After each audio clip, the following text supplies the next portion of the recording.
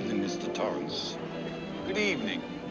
Dr. Strangelove. Yes. Yes, Dr. Sleep. I can't Yeah. remember. Oh, I thought you were making a joke. Yeah, Dr. Sleep. Dr. Sleep was a very interesting movie that apparently 0 people watched. Yeah, it did not do very, well at very all. poorly.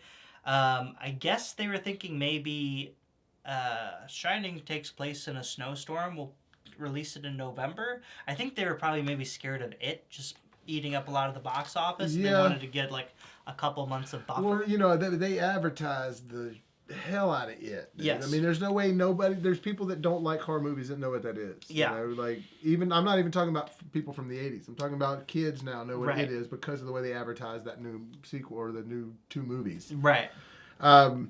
Yeah, but I think that horror movies generally, something like Freddy and something like that, Friday the 13th, Released in October. Yeah. Yeah, well, even then, the summertime, I don't mind them either. Late summer, like in August. But I think November, October, November, that fall time is good for that type of horror movie because it's a thinker. It's deep. Real quick, before we get into spoilers, did you like it?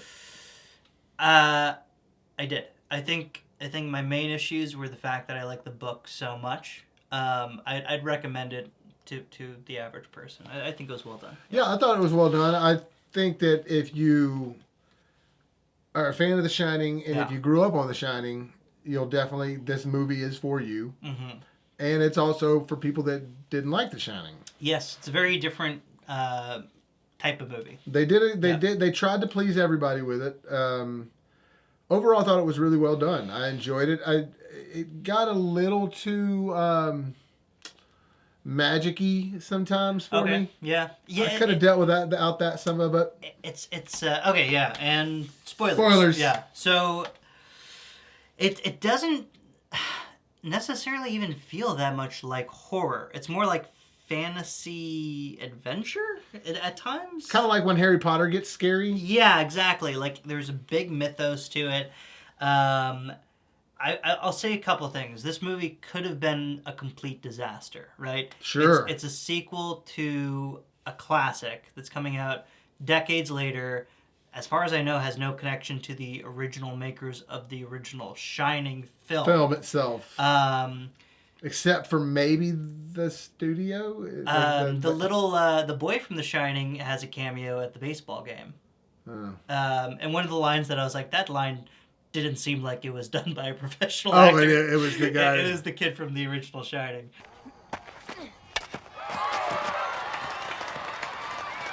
See? You watch. One of these days, one of those talent scouts is going to get wind of Brad there. You watch. That's the kind of stuff they just do. So yeah, I don't think there is any major connections to any of the filmmakers. I don't think like Kubrick's estate was involved. No, Maybe they get a paycheck to allow some of the stuff being used or something. Even the actors are not, when you expect a movie to do a lot of flashback scenes, today kind of the expectation is CGI face, which de-aging this movie didn't do. Or some sort of stock footage. Or some, yeah. But yeah, they did not do that. I thought it was well done as they could have done it. It's like half of me likes it and half of me doesn't like it. As far as the flashback scenes. I didn't mind at all when it came to Danny and Shelley Duvall's character. You just can't replace Jack. Yeah, but with Jack, I was just like, ooh, is this like a bad celebrity impression? And they did it well because he wasn't doing the whole Jack, because it's like one of the impressions like anyone can do, like a Jack Nicholson impression. And he didn't do that, which was intelligent, but it's like you still cut his hair to make him look like that. And he tried to do his eyebrows a little bit, and like a couple like little inflections, and it's like maybe just don't have Jack, man. Maybe just have him in a picture in one scene, or have him silhouetted. Yeah. And it's a good scene and I get why they did it because it is a good scene, but like the dialogue is good, but like the distracting nature of like look-alike Jack Nicholson. Right, like if anything, like what do you call it? Hollywood Boulevard, Jack Nicholson look-alike. It was just like, ooh, that's not. Like, I think that it would have been good to, maybe you could have seen, and this is just throwing this out there. Yeah. Maybe you could have seen like them not necessarily CGI a person's face, but make an image of showing the real Jack Nicholson, young as that cat, behind the bar. But maybe every time you see Ewan McGregor talking, then you just hear dialogue from Jack. So you get a visual, but you don't see someone trying to act like that character. It would have probably been more natural than Rise of Skywalker. Oh. What parts? with Leia. Oh. No, you can't do it for me. Yes, I did lose weight, and I think it's a stupid conversation. Yes, Master.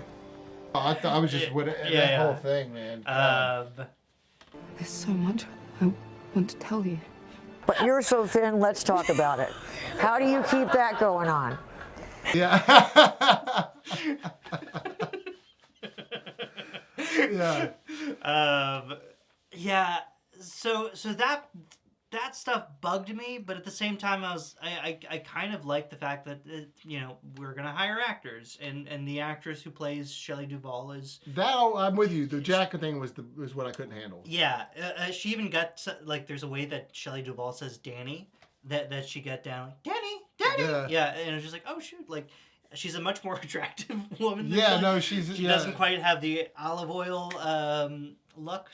Poor Shelley Duvall. I think she was like terrorized on the set by Kubrick. She's like, I need my actresses to go home and feel bad about themselves. Not act anymore after that or something? Yeah, I think they're just There's no desperation. Oh, come on. What do you mean roll video? Seconds. We're fucking killing ourselves out here, and you're going to be ready. I am too. I'm standing Should we right play by mood the music? door. No, I can't. Yeah, but when you came in like this. apparently the exact opposite happened for the little kid. Where the little kid, I think years later, he's like, I didn't even know I was making a horror movie. Like they wouldn't be like, they'd be like, all right, like you're gonna ride up your bicycle and then you're gonna see something kind of that surprises you over here. Like the kid didn't know, like but for Shelley Duvall, it's like, it needs to be real. Yeah. We need to make her hurt. Like. We're sitting there because they say, wait a minute, and then you say on the radio, but when you go. do it, you've got to look desperate, Shelley. You're just wasting everybody's time there. I can't even get Well, this door open. Piping in blood through the faucet for her. She's trying to wash her face. Oh gosh. Now Ewan McGregor's a great actor. And it's great to see him in another movie. I was getting like flashback. The movie kind of feels like it's made from another time. Mm-hmm. Like not even maybe that long ago, but like it kind of felt like an early 2000s. It did. Movie. It did have an early, but not all the time. Not all the time. There were some times where it felt nice and kind of new and like this cold kind of newness, but then there were like scenes with the house, scenes with the mom and the dad of the daughter. Yeah. That all felt very 2000-y. Yes. And then when they pulled up to the hotel at the end, it felt 2000-y. Yes. And maybe just the fact that Ewan McGregor was a lead character. I was getting some big fish flashbacks. Right. Ewan McGregor does great. He's a good actor. I think he was miscast. And we've talked about this a little bit. So it's not even necessarily that he was miscast in terms of like the basis of the book. But we talked about the whole like the alcoholic thing. Right, where it's like, if you're casting a character who's like, I guess we're supposed to assume has spent like the last 15 years of his life, just kind of in the dregs, blackout after blackout, bad decision after bad decision, and also the son of Jack Nicholson and Shelley Duvall. Mm-hmm. He ain't gonna come out looking like Ewan McGregor. No, he's not. He's definitely gonna have a weirder look. A weirder feel, and I think honestly part of what makes The Shining work is you have a very mannered film in terms of like the filmmaking, and then you have at the center of it a very wild protagonist, which is just Jack Nicholson, and you put him in any movie, it's going to give it that kind of like rebellious energy to it. Yeah. And Ewan McGregor also, he's not what you put in if you need like some octane gas. He's leading man perfect. Yeah. But I think we've talked about this, but like my idea was you get an actor like Charlie Day in that role, and then you have suddenly a similar type of like rebellious energy that Jack Nicholson gives you in The Shining. But something that's believable, though. And an actor who gives you, like, a little bit of something different to go against kind of the manneredness of the movie. His name keeps coming up over and over again. Every day, Pepe's mail's getting sent back to me. Pepe Sylvia, Pepe Sylvia. I look in the mail, well, this whole box is Pepe Sylvia! And also something who's believably kind of like the son of Jack Nicholson and Shelley Duvall, with like the kind of hairline and the wildness. I mean, I could see them going for that because sometimes Ewan McGregor does have sort of like a wide-eyed, like in his teeth. A bit. But again, not enough. Not enough. He's too. It felt like the lead character from Big Fish. You know, like it felt like. Well, he's a good-looking dude. He's a good-looking dude. It's like it's. Yeah, he's Obi-Wan. Come on, I see you, Obi. Right. He's what, like almost 50, and he's better looking than almost every man is at like 19. Oh no, his in his face he truly looks younger than I do. Right. So he's and not knocking him, like he did absolutely great, and I liked seeing him in movies. Did you ever watch the new Trainspotting? The new one? The T2 Trainspotting? No, he was in it? There's a sequel to Trainspotting. It's actually not bad. It's pretty good. And he's the main character again. And I like Ewan McGregor, but I just think this was not. How old is this movie? The sequel it's only like 2 years old, 2, 3. I think it was the movie that Danny Boyle did last. So Danny Boyle did it again? He did Trainspotting too? Yeah. Choose an iPhone made in China by a woman who jumped out of a window and stick it in the pocket of your jacket fresh from a South Asian fire trap. Choose Facebook, Twitter, All right, I gotta check that out. Check it out. Yeah, if you like, you'll like it. If you I like everything that Danny Boyle. I try to see everything he does because I like him as a director. I think he does good work. It's well done. This is now a Trainspotting 2 review. Yes, of course, and The Beach. Choose updating your profile. Tell the world what you had for breakfast and hope that someone somewhere cares. Best Danny Boyle movie, by the way. I want to see The Beach. You've never seen it? I've heard it's really weird, but like in a good way. To me, it's a fucking awesome movie. Oh, really? Like you definitely like. I've heard some you're people not gonna think what it is when you're like. Yeah. A great movie to. Wasn't that the first thing Leo DiCaprio did after Titanic too? I think so. He was just like, I'm gonna do something way. And again, I think one of the reasons that it may not have even done as well as it could have is because people are like, "Oh, Leo in a movie called The Beach," but it's not. I remember watching it and being like, "This is not what I was expecting." I mean, it's a serious film. It gets crazy. That'd be another good choice of cast for this movie. Would be DiCaprio. Have you ever seen him do his Jack Nicholson impression? But I could picture it. Yeah, he can get the eyebrows, and it's like, oh. I do these Jack Nicholson eyebrows.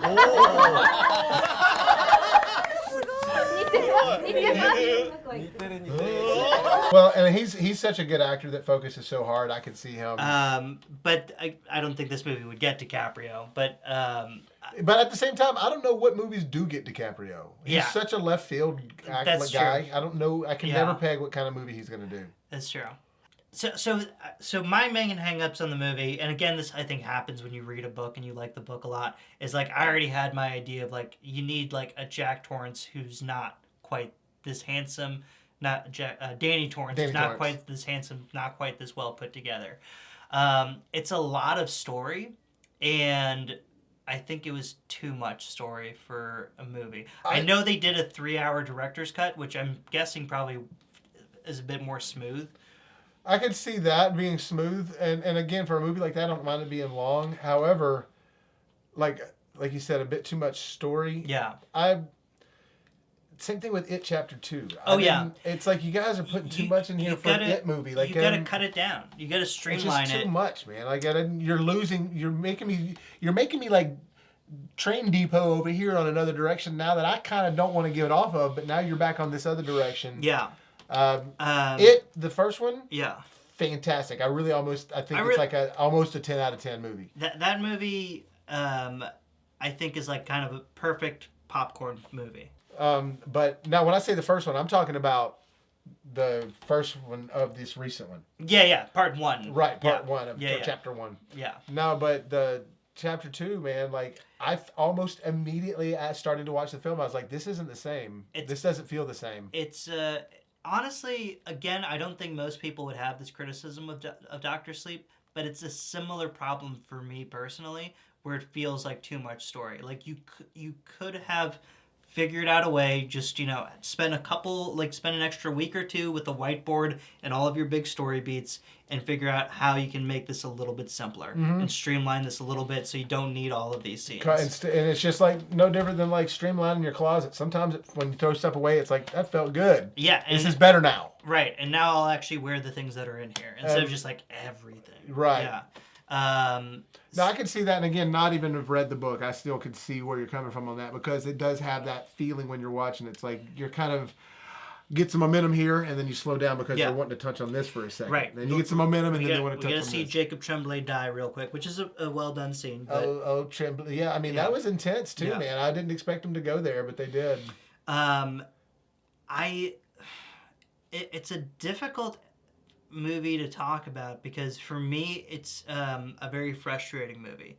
Usually when we're talking about a movie, it's like I either really liked it or I mostly didn't like it, and I can just kind of lean into one of those two things. And on some things I'm like, wow, man, like whoever they hired for Snakebite Andy, she was great. And that scene where she dies and she's like screaming and like turning into, it's like that was really well done.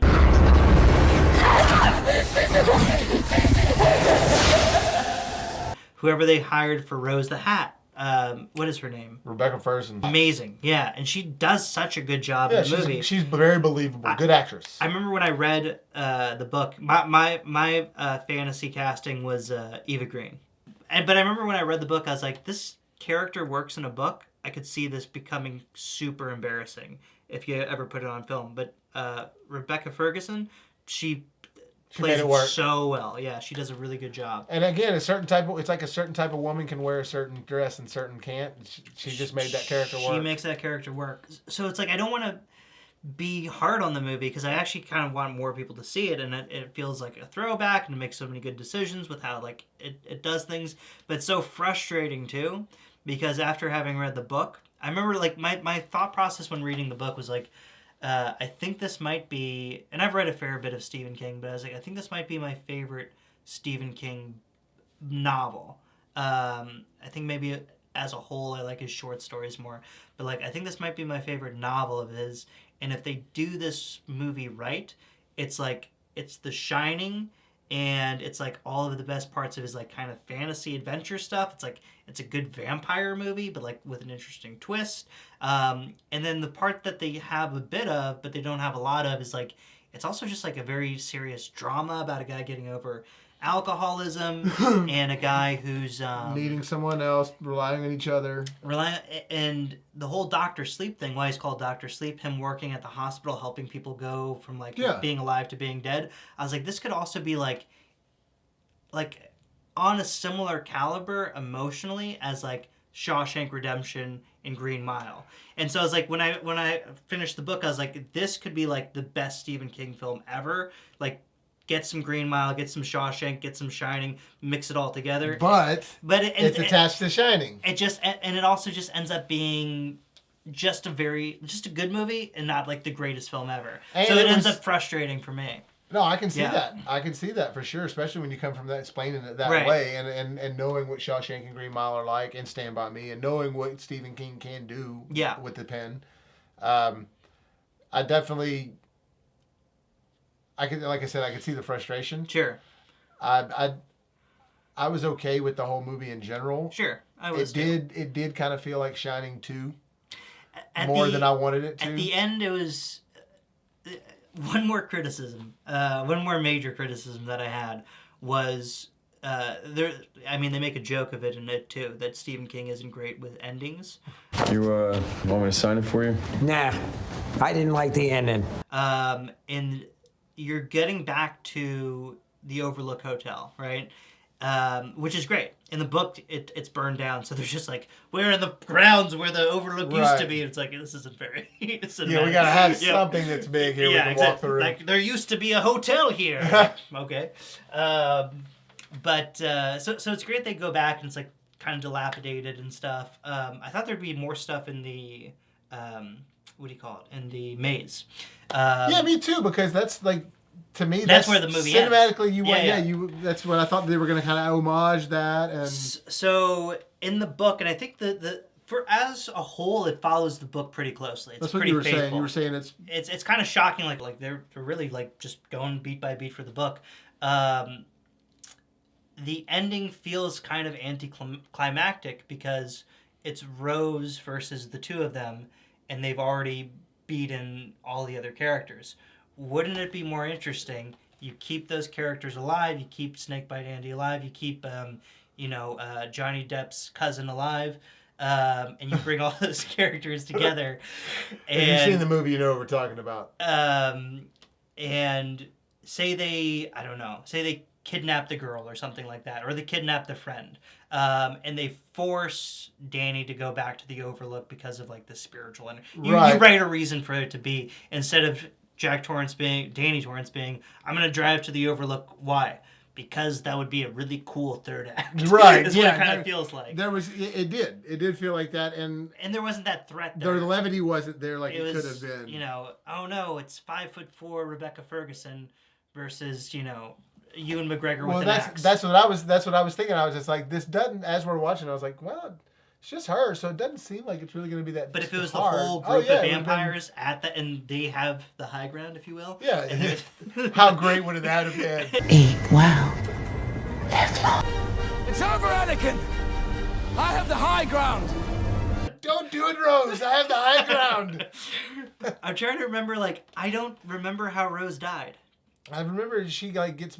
She dies on the stairs, doesn't she? Yeah, but does she get She gets the ghost attack. Yeah, yeah. But you could have done that in much more interesting ways. But even then, it's just like, all right, are we just now really having fun with the ghosts? I don't know. Yeah, that's just me. But I haven't. Could have been better as a Netflix series. Like a 5-part Netflix series, and the last episode could be all Shining stuff. Even though the Shining movie, and I have not read the book, even though the Shining movie is not what Stephen King envisioned, to me it's just really kind of a perfect movie from start to finish. When you get done with it, it's just it's so mesmerizing. Perfect horror, and just so mesmerizing. Yeah, that Kubrick. How he does it is just the way that he makes those hotel rooms almost feel like that they're in another world and time, not just another time. It's amazing. A hypnotic film, extremely hypnotic. Following Danny, even as a kid, I was just like, oh my gosh, the shot is amazing. Where it's just following the kid, it's it brings you back to childhood, and it's just those long, big time to childhood, and the way it makes everything seem so. And little things I remember going into hotels and cabins and hotels in the mountains when we'd go on vacation and stuff, and me being slightly creeped out by it. You know why? Because I saw The Shining. Yeah. That. I don't know if this movie is doing this to anyone, even kids that are watching it. You know what I'm saying? Yeah. I don't want to be too hard on it, and I'll just give one last criticism that I had. The fact that they killed Danny at the end.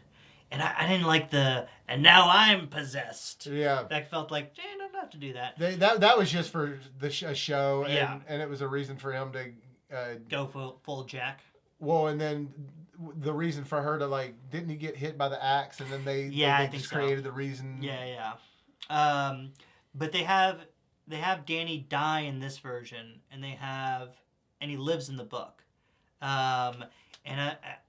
It's a small thing, but I was I love the ending of the book where it's this guy essentially just went on an adventure, and he kind of has superpowers, but he's gonna go back to this little podunk hospice, and he's gonna live a simple life, just helping people go from being alive to being dead. And I was that's such a beautiful, poetic, again, Green Mile-ish ending. Instead of just and I died. An explosion, right? It's it's you could have had a little bit more subtlety, a little bit, I did like the little girl. She was great. Great talent. Yeah, I think she's got a career ahead of her for sure. She was really good. Can't remember her name. Yeah, that's terrible. The but character's she really name is Abra, Abracadabra. Yeah, but she was great. Yeah. Overall, I'd give that one. So let's brass tack it real quick. Did it need to be made? Oh, I wish it was made better. I think that you think it did need to be. I think you think the book needed to be made, but you don't think that the movie itself was made as great as it could. But I mean, listen, when you like a book that much, you're never going to get an adaptation. No, you're not. That meets your. So I think it was well done. You know, it's funny. It's also fresh. If it was really bad, they'd try again in like 20 years. Oh, yeah. But it was good enough that it's almost like there's no real reason to try again. Oh, this marked off the list. Yeah. They're not touching any more of that. Now, made for art and money, I think both. Yeah. I think Stephen King's name is big enough that. And The Shining is classic enough. I think the director is a big fan of both King and he did a good job. The film. I think best as you could with pleasing both parties. Yes. And then, can you watch with mom and dad? I think definitely. Yeah. It kind of feels like a movie from 2000. Is it going to hold up in 10 years? Are people going to be talked about? I think people will talk about it as this really odd film. That like it's a sequel to The Shining, but it's like not the type of sequel anyone would imagine, and like it did poorly, but it was actually kind of a good movie. So I don't know. I think it may be remembered in 10 years, depending on the type of person you are. For somebody like me, it's not. I'll remember it because I remember everything with movies. Mm-hmm. But as far as sequels and stuff like that, but as far as me recommending it to people, I'll be like, hey, if you saw The Shining, you really want to get into it and take the story further. You're not going to read. Yeah, check it out. But I don't know if it's going to have the power like The Shining does. Right. Yeah, I agree. I think it's going to be remembered maybe as kind of an oddity. It's a Kubrick sequel that's not terrible, which is sort of astounding in and of itself. It's a sequel to a classic horror film that's not bad. I think there's going to be probably a subset of fans who even like it more than The Shining. Very much a subset. Very much they'll be wrong. But similar to the Psycho 2 phenomenon, where there's people who like Psycho 2 more. And I love Psycho 2. I love Psycho 2 But I don't like it more. I like it on its own terms. On its own terms, right? And that's kind of the way to like this movie. It's almost a different genre than the first Shining film. So I think it'll be remembered as just sort of a peculiar film that is maybe better than you would expect it to be. Yeah. Which is kind of how people talk of of Psycho 2. Yeah, well, to me, Psycho 2 is just a straight slasher, but like a good slasher. Yes. Some interesting twists and turns. Yeah, no, it does. It's got the kind of I can't believe it. But the original good slashers kind of had that. Yes. At the ending of Friday the 13th, with Nancy at the end of at the Nightmare on Elm Street, it's like, oh shit, she's gonna fight back and she's a badass. That was kind of made because what owns it? Is it Universal? We were like, oh my gosh, slashers are a thing now. We own this thing called Psycho. Can we dust it off and make a... Yeah, with Psycho 2. Yeah. Yeah, no, that was really what it was. They thought, because Psycho started the slasher genre, even though it's not It took a couple decades to really get it going, but... This is now a Psycho 2 review. Yeah, of course. Well, overall... And then the last question, Yeah. Overall, I'd say if you're a fan of Stephen King, you're a fan of those type of stories, if you're curious, it's probably going to be better than you would maybe assume for a film that has all of these things going against it. Yeah, I liked it. I think it is a good film. Could have been better. Didn't shock me to the core, but I think it's still worth seeing, especially if you're a horror fan or a Stephen King fan. Yes, agreed. Well, all right. Schneider. See you next time.